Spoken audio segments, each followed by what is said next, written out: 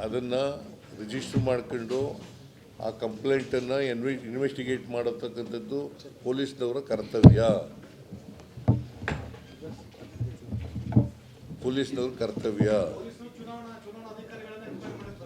ಮಾಡಬಾರ್ದು. ಯಾಕೆ ಮಾಡಬಾರ್ದು? ಯಾರು ತಪ್ಪು ಮಾಡಿದ್ರು ತಪ್ಪು ಮಾಡಿದವ್ರಿಗೆ ಇರೋದೇ ಸಿವಿಲ್ ಕ್ರಿಮಿನಲ್ ಪ್ರೊಸೀಜರ್ ಕೋಡ್ ಇರೋದೇ ಹಂಗೆ ಅಲ್ಲ ಇರೋದು, ಆ ಥರ ಏನಲ್ಲ.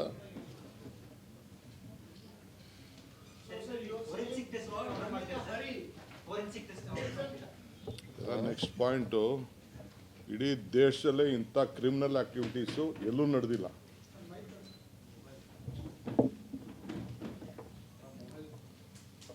ಈ ಥರದ್ದು ಕ್ರಿಮಿನಲ್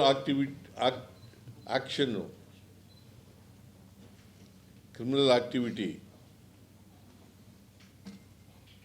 ಬಹುಶಃ ಇದೇ ಮೊದಲು ನಡೆದಿರೋದು ಅಂತ ಅನಿಸುತ್ತೆ ನನಗೆ.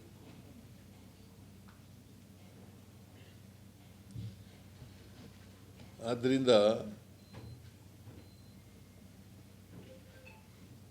ಇನ್ವೆಸ್ಟಿಗೇಷನ್ ಮಾಡಬೇಕು.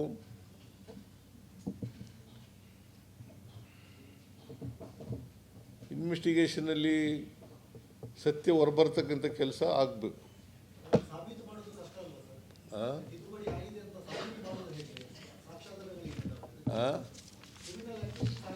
ನೋಡಪ್ಪ, CM ಸಾಹೇಬ್ರು ಏನು ಬ್ರೀಫ್ ಮಾಡಿದಾರೋ ಗೊತ್ತಿಲ್ಲ. Very simple.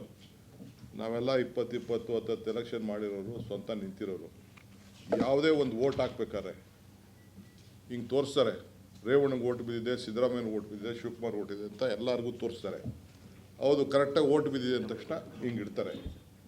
ಸೊ ಎಲ್ಲ 252 ವೋಟು ಕೂಡ ಏನು ಪೋಸ್ಟಲ್ ಬ್ಯಾಲೆಟಲ್ಲಿ ಬಂದಿತ್ತು ಅದಕ್ಕೆಲ್ಲ ಸಿದ್ದರಾಮಯ್ಯನವ್ರ ಪರವಾಗೋ ಇಲ್ಲ ರಾಜೇಗೌಡನ ಪರವಾಗಿ ಓಟ್ ಬಿದ್ದಿದೆ ಅಂತ ಅಂದ್ಬಿಟ್ಟು ಸೇರಿ ಅದನ್ನು ಬಂಡಲ್ ಮಾಡಿ ಇಲ್ಲಿಟ್ಟಿದ್ದಾರೆ.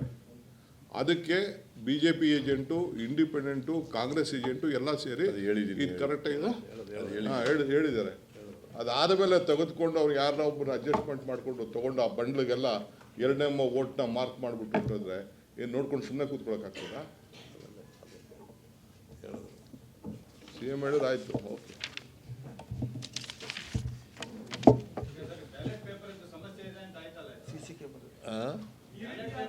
ಪೋಸ್ಟಲ್ ಬ್ಯಾಲೆಟೇ ಮಾಡಬೇಕಲ್ಲ. ಏನು ಮಾಡಬೇಕಾಗಿತ್ತು ಅಂತಂದರೆ, ಕೇಳ್ರಿ, ಒಬ್ಬೊಬ್ರು ಮಾತಾಡಿಯಪ್ಪ.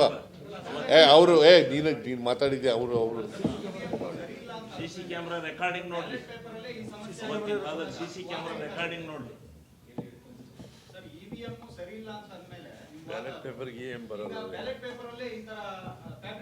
EVM ಸರಿ ಇಲ್ಲ ಅಂತ ನಾನು ಹೇಳಲೇ ಇಲ್ಲ.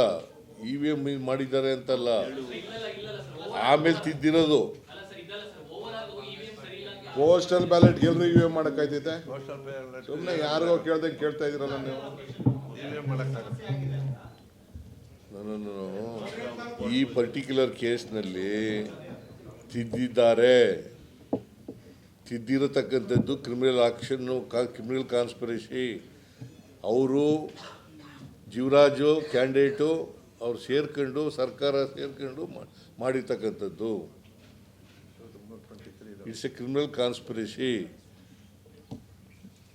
It is a vote ಡಕಾಯಿತಿ.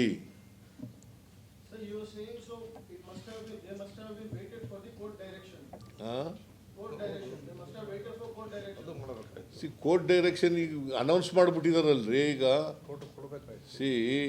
ಇಲ್ಲಿವರೆಗೆ ರಾಜೇಗೌಡ MLA ಆಗಿದ್ದ, 201 ವೋಟ್ ಬಂದಿದೆ ಜಾಸ್ತಿಯಾಗಿ ಅಂತ ಹೇಳಿ ಲೀಡು 201 ವೋಟ್ ಇದೆ ಅಂತ. ಈಗ ಜೀವರಾಜನಿಗೆ 52 ಬಂದಿದ್ದಾವೆ ಅಂತ ಮಾಡಿದ್ರು. ವ್ಯಾಲಿಡ್ ವೋಟ್ನ ಇನ್ವ್ಯಾಲಿಡ್ ಮಾಡಿದ್ರು.